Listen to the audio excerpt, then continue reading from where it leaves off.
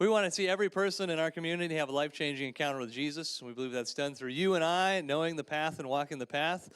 And, part of the reason we're doing this discussion-based style is because I met Rabbi Noah and Alan and was very influenced by how easy it was to learn and exciting it was to learn in a more of a discussion-based format. So if you've never met Rabbi Noah, let's give him a big welcome. Woohoo! Noah! I think that's the first time I heard someone cheer when I came up. Wow. Okay. Thank you. Okay. So today we are going to be in Matthew chapter 13, verses 1 through 23. That same day, Jesus went out of the house and sat by the lake. Such large crowds gathered unto him that he got into a boat and sat in it, while all the people stood on the shore. Then he told them many things in parables, saying, a farmer went out to sow his seed. As he was scattering the seed, some fell along the path, and the birds came and ate it up. Some fell on rocky places, where it did not have much soil. It sprang up quickly because the soil was shallow. But when the sun came up, the plants were scorched, and they withered because they had no root. Other seed fell among thorns, which grew up and choked the plants. Still, other seed fell on good soil, where it produced a crop, 100, 60, or 30 times what was sown. Whoever has ears, let them hear. The disciples came to him and asked, why do you speak to the people in parables? He replied, because the knowledge of the secrets of the kingdom of heaven has been given to you, but not to them. Whoever has will be given more, and they will have an abundance. Whoever does not have, even what they have will be taken from them. This is why I speak to them in parables. Though seeing, they do not see. Though hearing, they do not hear or understand. In them is fulfilled the prophecy of Isaiah. You will be ever hearing, but never understanding. You will be ever seeing, but never perceiving. For this people's heart has become calloused. They hardly hear with their ears, and they have closed their eyes. Otherwise they might see with their eyes, hear with their ears, understand with their hearts, and turn, and I would heal them. But blessed are your eyes because they see, and your ears because they hear. For truly I tell you, many prophets and righteous people long to see what you see, but did not see it, and to hear what you hear, but did not hear it. Listen then to what the parable of the sower means. When anyone hears the message about the kingdom and does not understand it, the evil one comes and snatches away what was sown in their heart. This is the seed sown along the path. The seed falling on rocky ground refers to someone who hears the word and at once receives it with joy. But since they have no root, they last only a short time. When trouble or persecution comes because of the word, they quickly fall away. The seed falling among the thorns refers to someone who hears the word, but the worries of this life and the deceitfulness of wealth choke the word, making it unfruitful. But the seed falling on good soil refers to someone who hears the word and understands it. This is the one who produces a crop yielding 100, 60, or 30 times what was sown. Matthew 13, 1 through 23. Okay, so what do y'all hear in these verses? What questions bubble up? Yes? You should hear yourself. You should hear yourself. Could you say more, Pastor Dave? Well, I use this parable a lot when ministering in a group setting. We all fit somewhere in this parable. Each and every one of us have a place in this parable. And you got to ask yourself, and what I do is I ask usually the men that I'm working with is, honestly evaluate your life and where do you feel like you're fitting in right now. You know, and I and myself, which is very interesting, is I've been in different spots of the parables, and I've received it with joy, but you know, the worries of the world or Satan had come snagged it away, but it's interesting that when you have someone who is a seed sower, especially with inside of a field, I mean, he sows that field multiple times, because that field is sown, it's harvested, it's prepared, it's sown again, you know, so I just think that sower has sowed in my life multiple times, and regardless of where I was at in my upbringing or stage of life or wherever it was, I've seen myself in multiple different positions with inside of the seed falling until it actually fell in a good heart. My heart was prepared to a place to be able to receive the seed to yield a harvest. So. Okay, Pastor Dave, I'm borderline tempted to ask you to repeat that, but I'm not going to, because that feels unkind. But just thank you. I will be all of these soils at probably sometimes in my life. And I'd love to say that I could get to that last soil and just perpetually live there forever, right? The odds are that there's going to be a time or a season when that soil has become rocky again or calloused. You know, that word being in these verses is just so striking. But just, what does it mean when we talk about preparing the soil of our hearts? Which I think is a phrase that sometimes gets used, but what does that actually look like? What does it look like to be open and to be receptive? Which I think is so kind of fundamental to what Jesus is talking about here. And there's actually something in this that I'd want to just tie in quickly since we got here so fast, that was so fun, which is when Jesus is asked, you know, of all the great teachings in Scripture, what are like the big things? What's the thing I should be thinking about looking at? And when Jesus is asked this, it'll be in the Gospel of Mark, he will quote Deuteronomy chapter 6. In the other Gospels, he'll also quote Deuteronomy 6. Most of the Gospels will actually start with Jesus quoting in verse 5, which is, you shall love the Lord your God with all your heart, with all your mind, with all your soul, with all your might. Mark begins in verse 4. And I want to suggest beginning in verse 4, I think, is incredibly helpful. When in Mark, it'll say, Mark doesn't begin with, you shall love the Lord your God with all your heart, mind, soul, might. Mark begins by saying, hear, O Israel, the Lord our God, the Lord is one. You shall love the Lord your God with all your heart, mind, soul, might. And I'd want to suggest that's very helpful, because if I'm told I need to love the Lord my God with all my heart, mind, soul, might, I might then ask the question, what? Which God? Which God? Why? How does one do that? Maggie, right? How will I love God? How do I go about actually loving God? And I'd want to suggest verse 4, starting in verse 4, is so helpful, because the very first thing that Jesus says isn't, you go love. The very first thing he says is, hear, listen. That's how verse 4 of Deuteronomy 6 begins. Shema is the Hebrew word there, which we will translate into English as to hear or to listen. And if we think about that as an idea, to hear, to listen, meaning when it comes to people in our lives, how do we know how to love them well? Get to know them. You get to know them. How do you get to know them? Spend time. You spend time with them. Good. Louder? Sky. Wait, we listen to them. Meaning we probably have to do what with them? Have a conversation. What was said?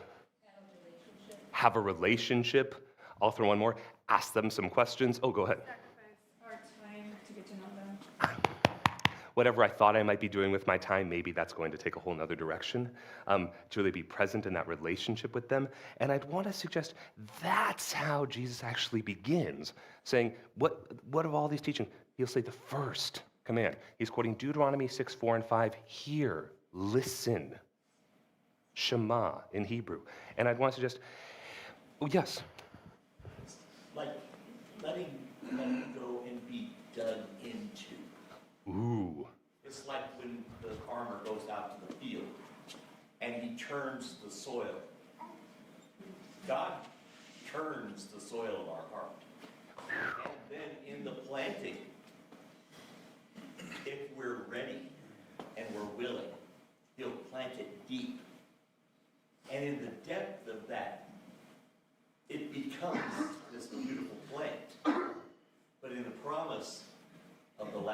sometimes we allow to die. Oh gosh, that is so profound. Doc, right? What does it actually look like to be open and receptive to receiving? To not just think that within me is this all-encompassing knowing being that can somehow know exactly what it would look like to love God and every single person in my life well. And that to do that, I maybe have to humble myself a bit and say, maybe there's actually things that I could stand to learn, to grow, to take time with, to be in relationship, to understand. I can't just make the assumption, right? It's real life, gang. I can't just make the assumption that loving someone well looks like box of chocolates. And I'm not trying to say chocolates aren't great. Chocolates are great. I love chocolate. But just the idea of box of chocolates, that's what love is. It's like, well, maybe to some people, but maybe to other people, it's a very long, written, deeply thought out card. And that would be the thing that would really be to them how they're, or taking time just to literally sit alongside. I mean, we have all these different conversations and ideas. And what does it actually mean that we start with hearing, listening, and that's where it begins. That's what Jesus will say. The very first word of all the words Jesus could say isn't just you go out and do something. You listen, you hear, you stop long enough to be open and receptive. And I think that's such a big conversation around when we're talking about the parable of the sower and the soil. What does it mean to have receptive soil? Yes? You remember that song that was done by, I think, Whitney Phipps, where I miss my time with you? That's the whole idea of it, getting to know. Like, I mean, it could be said in such a simple fashion. Getting to know you, getting to know all about you. What does it mean to intentionally set aside time with God, which I will be so quick to do with another human being? I'll make an appointment and I won't break that. But when it's God, Oh, man. sorry, not to, but just how quick they be, well, something else came up today. I just don't have time. There's too many things. My to-do list. I just got this message from my, and what does it actually mean to say, no, if I'm going to set aside and dedicate time with God, what does it mean to treat that as if God is literally, because God is, sitting in the room with me every bit as much as another human being? Yes. You can be very busy and still have time for God. Absolutely. Amen. It's the attitude of your heart that determines if you have time for God. Because I could be doing still whatever needs, and I could still be absent. There are so many, for lack of a better term, forgive my language here, but like menial tasks that we do each and every day. What does it mean to intentionally invite God into those spaces? And that it doesn't just have to be sitting in my lap, Bible open, the end. That's the only way. What does it mean to, in whatever we could be doing, to intentionally, thoughtfully invite God into that space, to have receptive hearts, to have soil that's continually open to receiving? Yes. Oh, sorry. Yes. So I'm gonna break on Ethan a bit, because when he was a teenager, when his heart was just in touch with God, I look at he would be like, I schedule, he puts it in his reminders to pray, to worship. It's part of his tasks for the day. I was like, oh, that's a really good idea. Made me feel like guilty. I was like, this kid does that, and then he does it. He goes, if I don't do that, I don't do it. It should be like everything else. Just part of my day. Exactly. Part of my day, like I would wake up and hopefully I would put on clothes. Hopefully I'll brush my teeth at least once. Like can I make that a part of it like that? That like this is the basic fundamentals of each and every day. Yeah. Okay. I thought I saw another hand. Yes.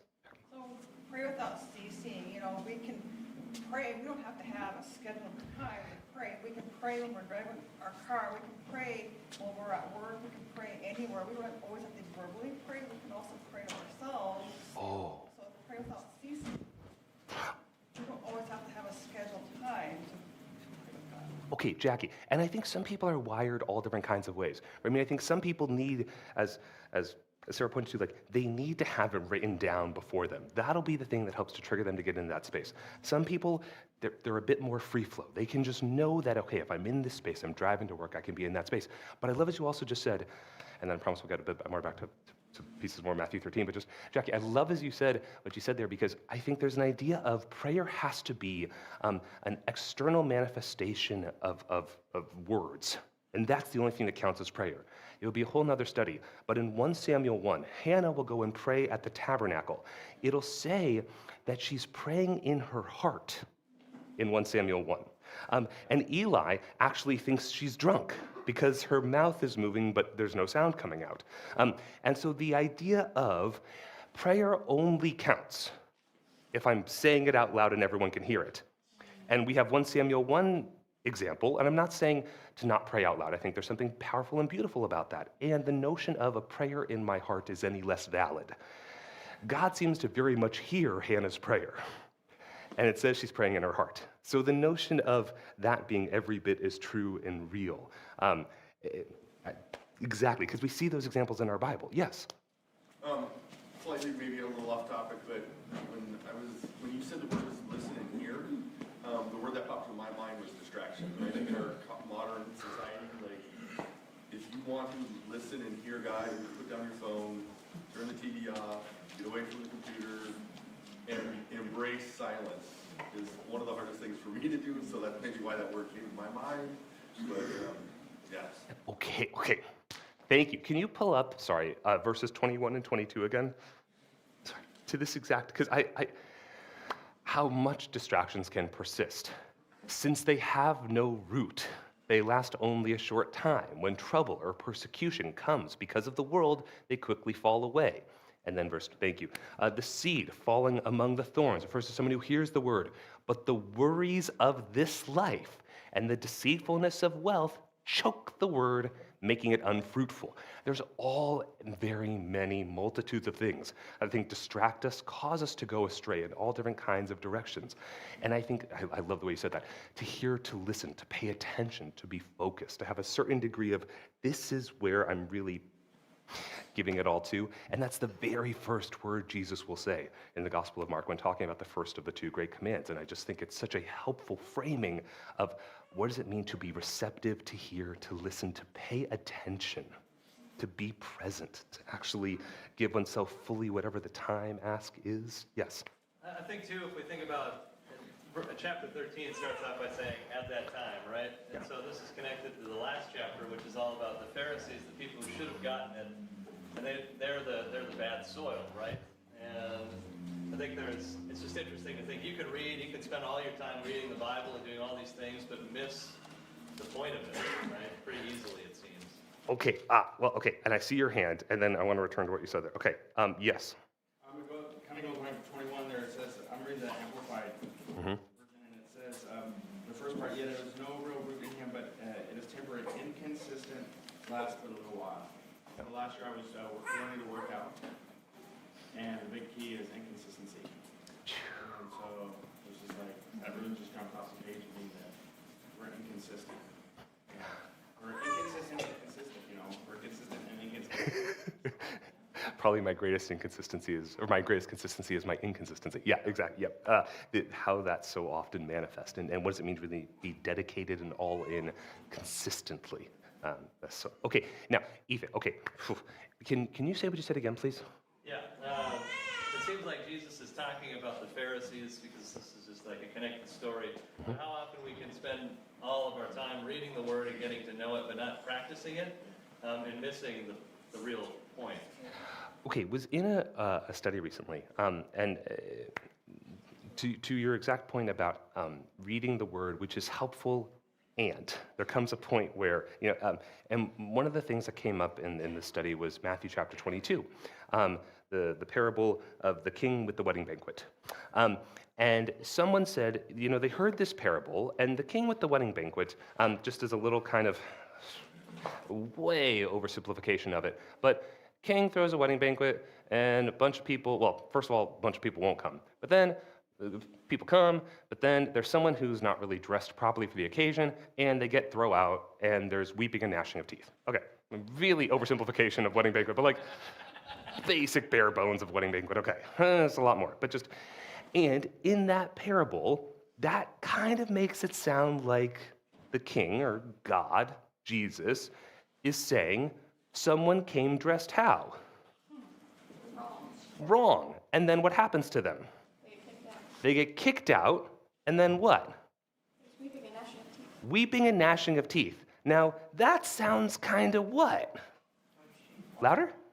Harsh. Thank you. That sounds kind of harsh, to put it mildly. That sounds pretty harsh. So you just didn't come dressed for the occasion? Now, there's a whole context in which this is taking place and about how one dresses, how one prepares.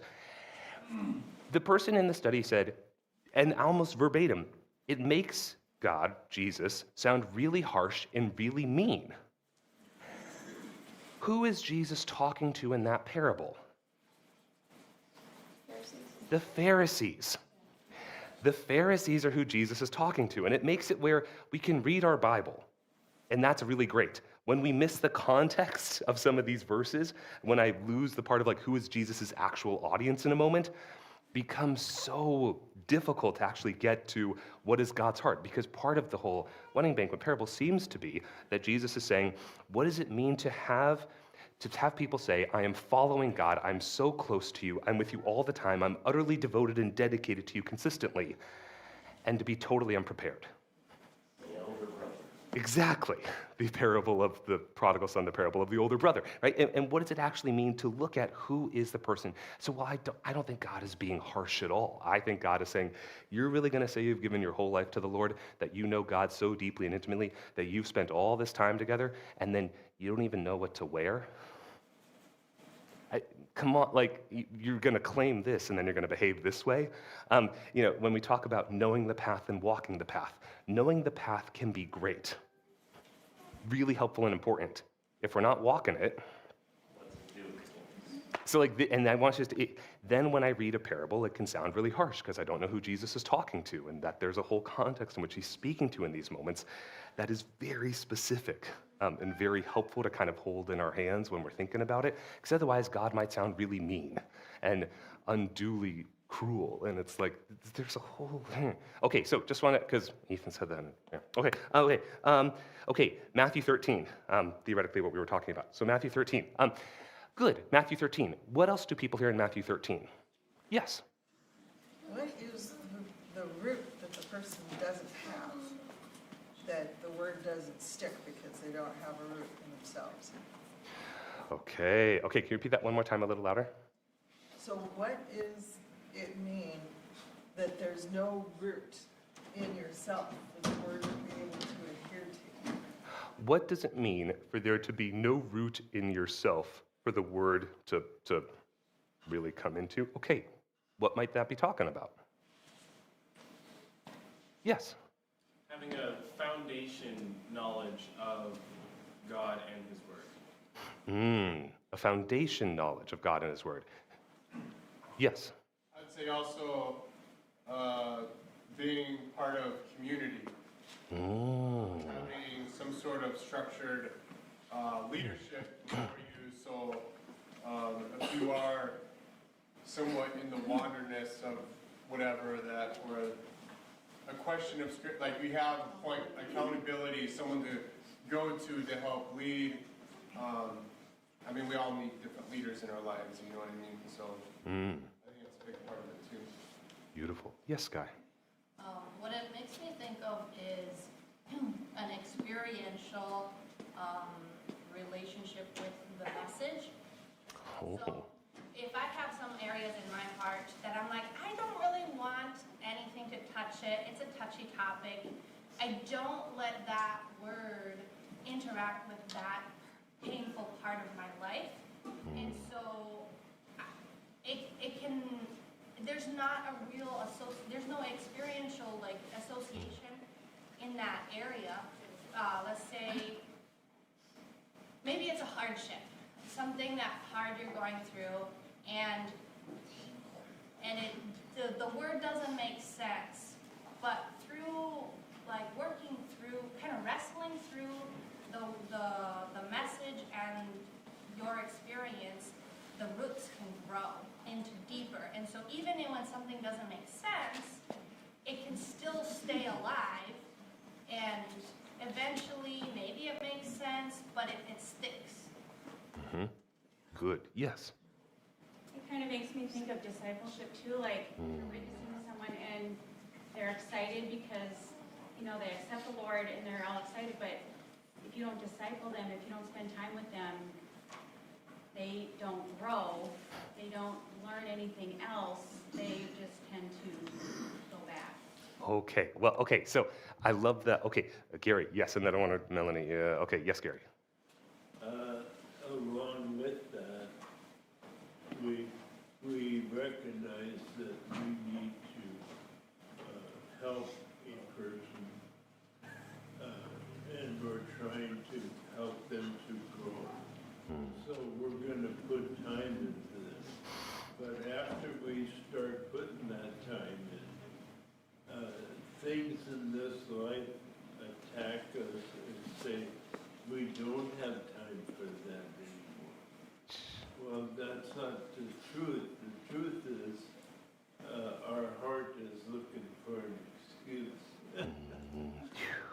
and we gotta learn to battle against that, because if God didn't want you to help a person, He would not have directed you toward him. Yeah. You gotta trust God that He's directing you the right way. And so we can't let our ground get out of the rich soil and get into the bad soil and the rocks. We're going backwards, and we're becoming the person that needs help and not being the person helping that person. Oh, okay, that's going to be so helpful when we get to Isaiah. Okay, Gary, okay, so, yes, okay, now, Melanie, I want to return to what you said about discipleship, because I think there's something really important about how we think about ideas around discipleship. And it actually ties into a bit of, Jeannie, what you were saying before as well, about how we could be doing anything, and we could very much.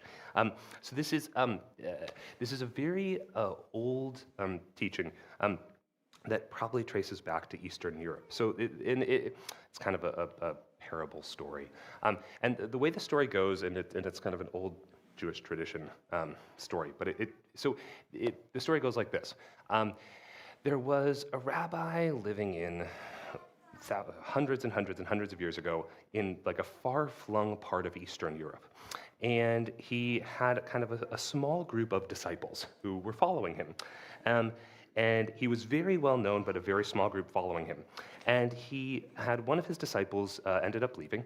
And when he did, he had one spot available for someone else to come and be his disciple. And so he didn't like send out word. It just kind of slowly filtered its way out.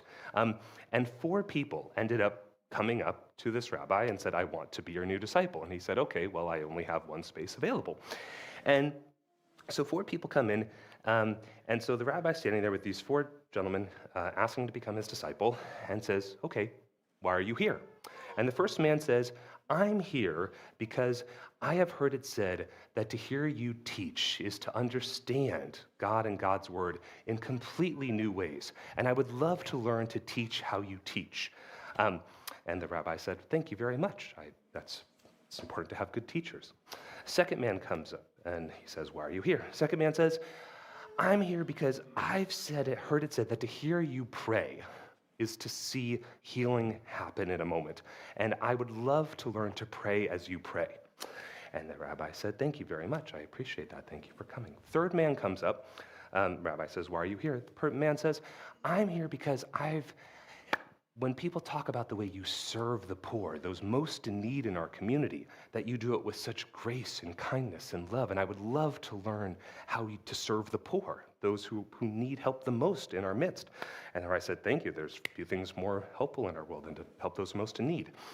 And the fourth man's walking out of the room. And the rabbi says, where are you going? And the man says, I'm in the wrong place. And the rabbi says, why are you here? And the man says, no, I'm embarrassed. I don't want to say why I'm here. And the rabbi says, do me this favor. Just tell me why you're here. And the man says, I wanted to see how you tie your shoes.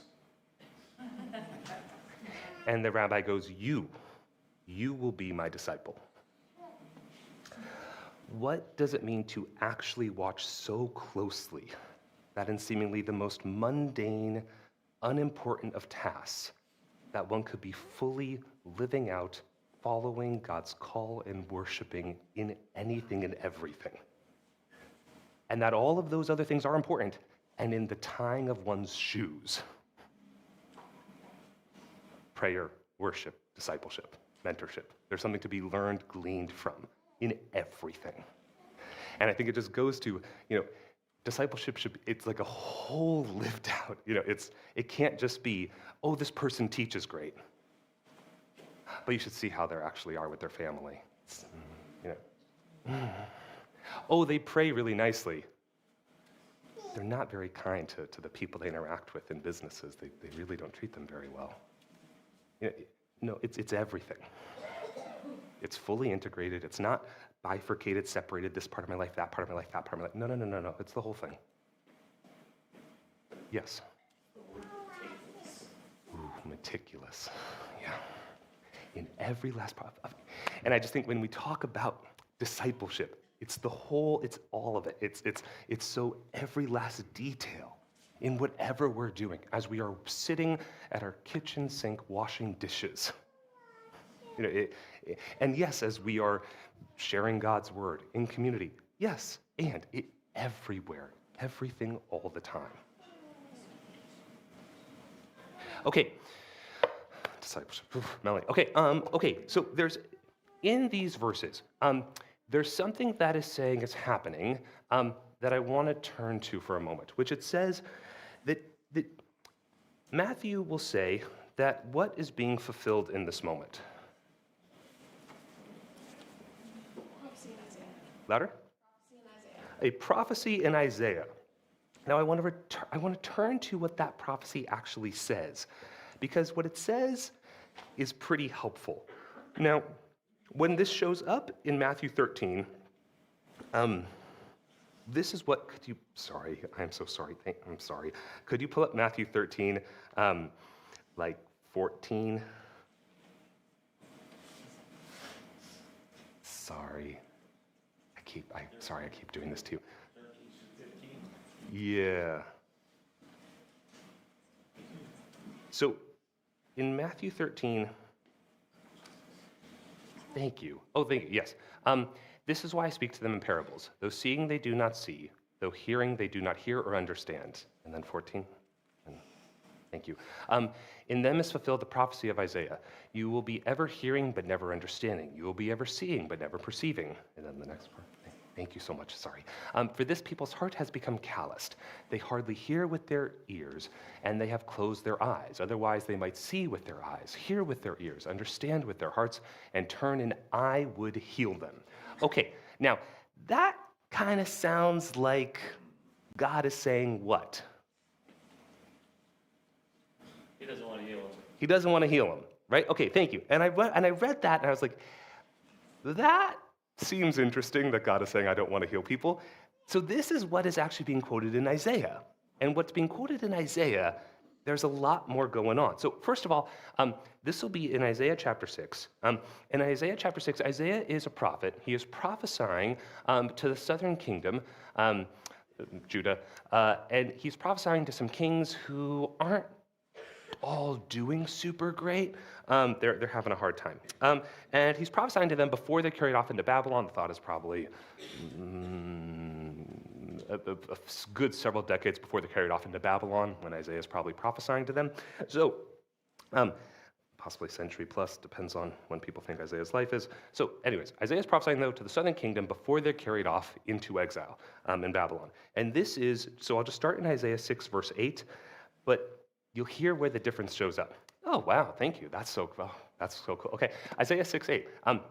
Then I heard the voice of the Lord saying, whom shall I send, and who will go for us? And I said, here am I, send me.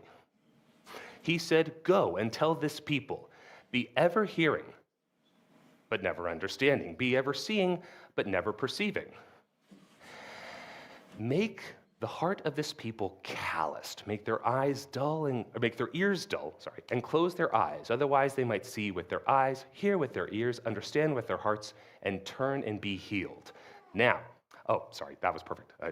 Thank you. Okay, now here's what gets to be a little complicated. In the Hebrew of this verse, what it actually says there, the dull or calloused people's heart good, make their ears dull, close their eyes. There's more going on, but we won't go there.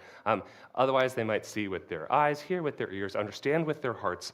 And then what it says is, and turn and heal themselves. Turn and heal themselves. Meaning what this is talking about is the people living, behaving how?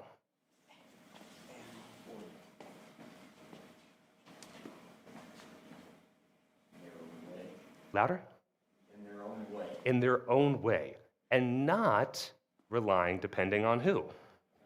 And that's actually what this is talking about. I know it sounds, and I know what the other one says, and I'm sorry, but quite literally what that Isaiah 6:10 says is literally so that they would turn and heal for themselves. And saying we don't want that. We want them to turn to the Lord and have him heal us. And that's, I think, part of what's really going on there. It's not that God is saying God doesn't want healing. Where are we looking and turning toward for our healing? Yes? It's kind of like what happened at the end of Joshua. Yeah. Remember? It says that everybody did what they thought was right in their own eyes. Yeah, that very last verse in the book of Judges, everyone does what is right in their own eye. And that's where I want to, because when I read that, it sounded like God doesn't want people to be healed. What's going on, God? I'm not catching something here. And it's, God doesn't want us to just be healing ourselves. God wants us to be turning and looking and dependent and relying on him.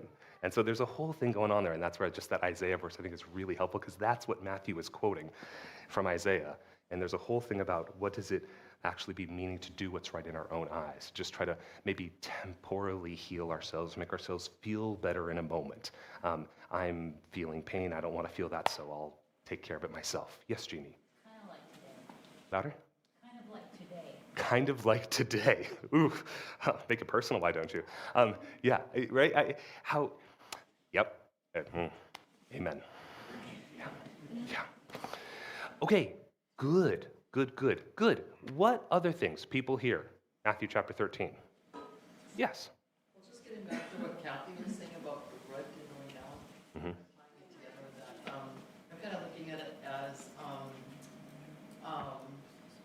what we also need is like a complete total surrender to the Lord. And then when we do that, we'll be listening, and then we'll be obeying. And I've heard obeying being taught as like listening and responding.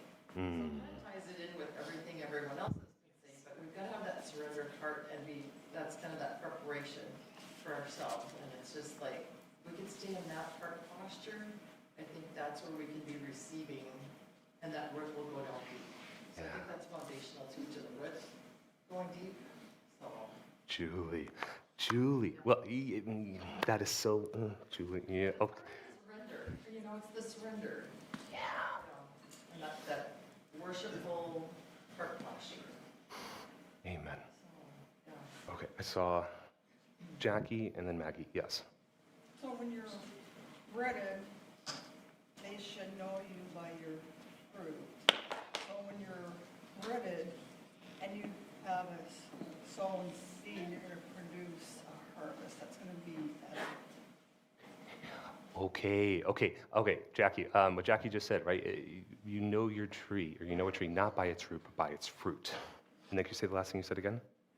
So when you're rooted and you sow a good seed, you're going to produce a great harvest, or it's going to be evidence.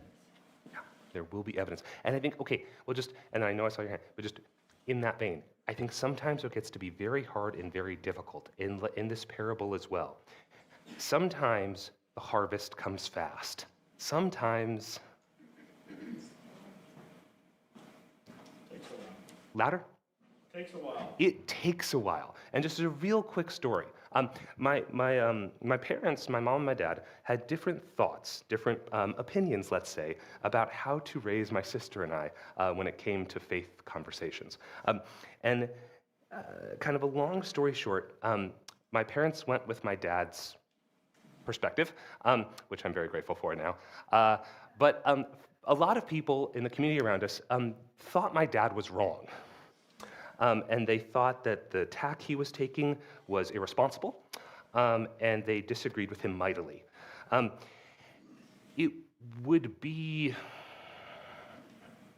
18 years until there was any fruit of me having a real deep faith and of giving my life to the Lord and of following the call that he has for me. But it was like a solid 18 years. And for 18 years, people would have looked at my dad and looked at the decision that my parents made and said, you were wrong. It's just no questions about it. You were wrong. And what gets to be so difficult is to make a decision, to make that call and say, I think this is actually how this is gonna, and for years to be told you were wrong. Then when the day the fruit comes and people go, oh, there's fruit, guess what everyone said to my dad? You guys are nicer. They said, we always knew this would happen. I'm not kidding. My dad's not here. He's too modest. He wouldn't say this. But this is what people would say to him. We always knew this would happen. Of course this is how it was going to go. We all knew that. And in that moment, when my dad is there, to not just, right, because in that moment, what he wants to do is probably, I could imagine, he hasn't said this is my reading onto him, I would want to scream. I would want to say so many unkind things, right? But in that moment to go, okay, and just move right. But he knows, he remembers the conversations. He's not going to belabor the point, beat them over the head with what they had said before. What does it mean to sometimes, it can take a long time for that fruit to come. The seed can be sown, it can be into good soil, but that fruit takes a long time to show signs of coming forth. And what does it mean to continue to believe, to continue to have faith? And then when the fruit comes, and then when everyone says, well, of course that's how it's always going to be, to not get boastful, to not get prideful, to not shame other people and say, you didn't say that, you're lying. You're not being honest. That's not what you said. Look where your kids are. To not do that, right, in that moment, which would be such a temptation in that moment, because such a temptation in that moment, and yet to not do that, because sometimes it just takes a while for that fruit to come. Yes, and then I saw your hand, and your hand, and your hand, and your hand. Yes? With the root conversation, thinking very literally about roots. Yes, they are like the thing that keeps a plant firmly in the ground, but it's also a source of like nourishment and life. Okay. Oh, Maggie, one more time, a little louder, please. In thinking about roots very literally, it is the thing that keeps it firmly in the ground and also is a source of nourishment and life. Okay, right, the nourishment and life that the root system provides for a plant, and just, it will be a whole nother study. But in Psalm 1, right, we'll talk about blessed is the man who has not walked in the counsel of the wicked, stood in the path of sinners, sat in the seat of scoffers. Rather, the teaching of the Lord is his delight, and he studies that teaching day and night. He is like a tree planted beside streams of water, right? It sounds like the blessed man was put in an environment where, what? What was that? It was all good. And he was set up for, right? How could he not succeed? Of course he would. He's planted beside streams of living water. That's actually not what Psalm 1 says. What Psalm 1 says, it says planted beside streams of living water, quite literally in the Hebrew, he is transplanted beside streams of living water. Meaning at some point, the blessed man had to be what? Uprooted and then planted into this place. Meaning it's not saying that the soil of that blessed man was always what? Nope, we had to move him and put him over here. And I just think it's such a helpful thing to think about that and how we frame certain things about soil and sometimes the need to uproot and plant in different soil. Okay, yes, I saw your hand, yes. Not sure how this totally applies, but when I think of roots, they can grow like a tree. They can grow very shallow if water is easy to get to. And when they grow big and the wind blows, they fall down. But when they have to struggle, when things are a little harder and they have to go deeper for the water, they're more solid and stronger. Exactly, and it's why, okay, there's all different kinds of plants with all different kinds of root systems, but one of the things that they found, especially with certain kinds of trees, when they are, and this gets into science of trees and stuff, but it's interesting, I think, but just when trees are put in a completely sheltered environment that experiences no kind of external weather, but very kind of consistent controlled environment, when the tree is then taken out of that and placed into the wild, for lack of a better term, guess what's going to happen, to your point? Well, because actually what helps a tree to strengthen is, and get its roots really strong and firm in the ground, is to have what? Life. Life? Ladder? Adversity. And you said? Need to reach for it. The need to reach for it. Good, good, good. What else helps a tree get really strong? Wind and water and wind, adversity, right? Literally, the tree needs the wind to kind of push on it for it to get firmly rooted in the ground and get more strong. And the word for wind in Hebrew is the word ruach, which also means spirit. What does it mean to say that we need the wind? We need the spirit. We need sometimes adversity to kind of really help to get us strengthened, more firmly founded in the ground. Okay, Kathy and Sarah, yes. So going back to the seed and how long it takes to produce something, I was thinking like a radish maybe takes what, about a month, you get a radish. But if you want something like an almond tree, you're gonna have to wait, or an apple tree, maybe 5 years before you're gonna get something that looks fruitful, that other people can recognize as, oh yeah, this was a valuable thing to do, even if it took that long, because the radish is going to be pretty temporary. After a month or two, you're not going to have much of anything. But with the apple tree, you're going to have seeds that will go on and produce that tofu. Kathy, yes. Okay, Sarah, saw your hand and then yes. Just my own experience, I think we all feel like we've been uprooted sometimes. Like for me, my past trauma, it was like, the roots were very deep during that time. And I felt like the Lord, I had to almost choose to be uprooted and planted in a healthy space. Like, so I had to do the work of doing, just finding healing too through Christ, Bible, worship, people, prayer, counseling, whatever that is. And as my roots went down deep in that new space, then I was strong and whole. But if I'd have stayed there and not done anything about it, I would have died. Thank you. Yes. I guess another thing that helps us stand is other Christians. Yeah. Combined, I think it's a redwood tree, that the roots are so shallow and they rely on each other to stay up. Trees are so fun. Like there's all different kinds of trees with all different kind of root systems. But like you said, there are little tree structures that it's actually on one level. One could almost say for certain trees, almost all one tree, because the roots are all just interwoven, intertwined, and they are utterly reliant, dependent on each other. And what does it mean to see that for ourselves and the interdependent, interwoven nature we are in our faith and our walk with the Lord? Yes, Jared. Yeah, we've been talking a lot about roots, and it reminds me of roots or roots, however you want to say it, I guess. But roots. It reminds me a lot, well, in verse 6, where it talks about the sun coming up and some were scorched because they had no root. What that reminds me of is it reminds me of kind of what you think of when you think of the priests in the Old Testament when they would go in, behind the shawl or whatever and to be in the presence of God, how there was a danger there that they could die, right? And obviously our belief is that Jesus is the root that grounds us down and actually helps us to embrace the presence of God and not be so afraid of it, afraid that it's going to cause us death, instead that it's going to help us to grow, right? Fruit, whatever, yeah. I love the rhyming. We made a poem there. I love Jared. Agreed. Okay, how are we for time? Oh, wait, there's a hand, sorry, yes. Kind of like a broad overview, it feels like Jesus is teaching them a lesson about harvest. Yeah. I think they were agricultural people, is that right?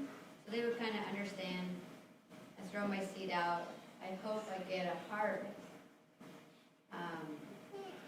And then it depends on, like you want more harvest, not a little harvest. harvest, the farmer does. And so he's very, this farmer seems kind of like he's out there, he doesn't care where the seed goes. But like nowadays, it's very calculated. Be down to the millimeter where that seed goes so that you get the biggest harvest. So I don't know, somewhere in here, Jesus is like, it's all about what God can give back. Wonderfully said. Did you have your hand up, Eric? So, verse 16. Yes. Blessed are your eyes, for they see, and your ears, for they hear. So where Jesus directs to his disciples. And just, sometimes reading through the Gospels and you see how the disciples react or don't see things, but for Jesus to know what will become of them and what Jesus is preparing them. And so it's interesting to see how the disciples themselves are at this moment. Like, apparently, Jesus sees them as having the ears to hear, and it's helpful for me to know that aspect of God's goodness and grace to supply for what we ourselves know. Read the verse right after that. Yeah. So, verse 17, for assuredly I say to you that many prophets and righteous men desired to see what you see, and did not see it, and to hear what you hear, and did not hear it. Created for such a time as this. Yeah. Well, and I love, and thank you for bringing that up and for quoting that. And I think it also, maybe this is just me and I'm strange, but I find that so comforting because we see them have moments where they do not seem to what? Right? See the sign. And yet Jesus is going, yeah, no, you do. You do have eyes to see and ears to hear. Does that mean you're going to see it and hear it every single day, every single time? I would love that. And it's real life and we see with them. And I think the incredible amount of grace in that and the kindness in that and the love in that. And you still could. You might, and you still can. Yes. It kind of goes back to how you were talking about with our children. You know, you may not think that children are listening to you or seeing everything that they do or you do, but they do. And, you know, it's instead of do as I say and not as I do, you have to have them do as you do. And if you want them to be a certain way, you have to do as they do. Children, okay. There's so many, I am very privileged to get to, as I travel and teach, get to stay in a lot of people's homes. One of the most consistent things that I have observed is children will do as their parents do. That's what kids do. And so the idea that that's what they do. Mom and dad can say whatever they want. At the end of it, they're going to do what they see their parents do. Yeah. From a farmer perspective, Yes. the parable, it would appear that the good soil versus the poor soil gets the same attention, but it's really not true. The tough soils get a lot more time, expense, and labor to try to get a return out of those. Meaning the father isn't just disappointed with the lack of fruit. And sometimes in the poor soils, the farmer, the father, the evangelist, is very happy with any fruit that comes. All the fruit that comes is valuable, but he puts in extra effort, time, and money to help it to try to produce something or to try to diminish the things that keep it from producing. So again, even though it appears to be producing less, the good soil is easy. Doug, I It love produces easy and well. The hard soil takes so much. And from, if you think of it as what did God do for that tough soil, he poured in extra heart, extra word, extra seed, extra blood, trying to get them to come into the kingdom. Doug, I love that. And I love in that vein, too, that dimension of, and seed was still put there. Right? You know, like, Extra seed is put in those tough places. Doug, I love that. If we had like another hour, man, I would love to. Okay, Doug, thank you. That was so beautiful, boss. Oh, sorry. Can I just play devil's advocate to that? Like, specifically in the scripture here, Jesus says it's almost our responsibility now we receive the seed that makes the ground hard or soft. It's allowing the distractions, the deceitfulness of wealth. So I know it's true, God is very much invested, but there is specific contention in this passage about us letting our own hearts and the power that we have on saying no. Okay. Oh boy. Okay. Boss, what do I do? You're pretty much out of time. Okay. I'm sorry to all of the different hands. I'll take one more. Pick one more. Pick Okay. your favorite. Well, okay, I'm gonna pretend like I didn't hear that. I'm gonna pick on a hand. I don't believe I've heard you speak yet this morning, so you raised your hand. Okay, thank you. Well, I guess I would say it's a combination of both, really. Because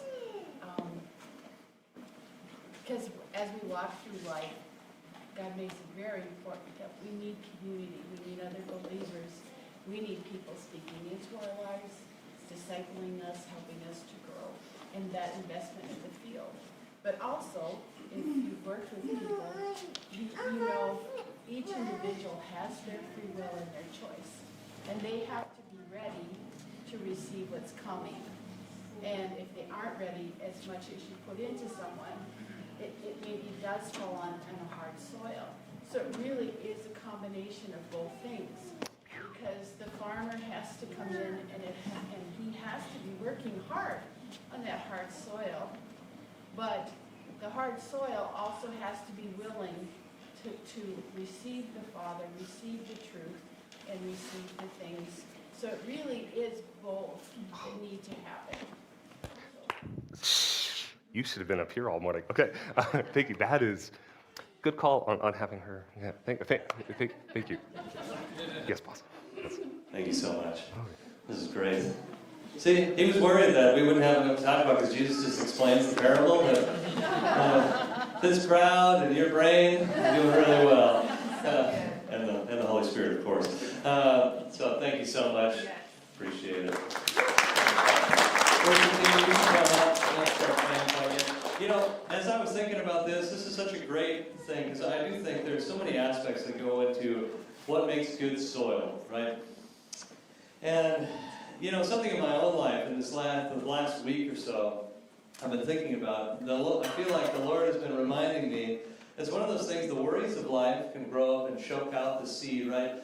And what's fascinating is, one of the worries of life, I think, that has choked my seed is that the idea that I have to do it on my own, that was we talked about, right? The idea that, okay, well, I've been a Christian for almost 20 years now, like where I gave my life to Christ, and man, I should be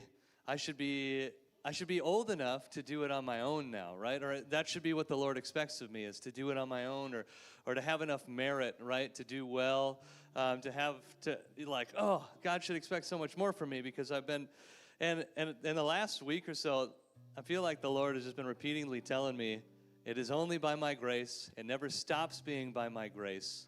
It is never based on merit. Because you just can't do enough. And I think that's part of if we think about the awesomeness of what Christ did. If you think about every other religion in the world, our life is kind of like a roller coaster of good and bad deeds, right? We do good deeds, we do bad deeds, and we do good deeds, we do bad deeds. And we live in this thing until right at the end of our life, we don't know, are we good enough until the final judgment, right? No matter what religion it is, there's this final judgment aspect, right, where we go and we're kind of like, did I get in? Did I do it right? And acceptance for every other religion comes on the back end. Acceptance comes at the end, but not with Jesus. Acceptance comes in the beginning, and then it stays. That's the difference, right? Acceptance is when we say, Jesus, I accept you, and he accepts us. It's an incredible thing, and if you've been a believer for a while and you struggle with this merit idea, like I do, because I feel like I should do well. I should do better as a believer because I've been at it for so long. I just feel like the Lord has been reminding me and wants to remind you that it is never about your good deeds. It's always about His grace, His mercy, and it always will be. And if He decides to show up in power this morning, it's not because of me. It's not because of even my prayers this week. It's because of His grace, right? It's because of His mercy, because He wants to show Himself. And so, as we go to take communion, this is the ultimate act of grace and mercy, right? And this is just the way of saying we're in, right? This is, Jesus made a way. And we don't have to pay the price. He paid the price. And we don't have to work for it. We don't have to be good enough. Jesus just said, I'm going to take it on myself, and I'm going to let you in, just based on my own work. Steve, I feel like I want you to say something about this.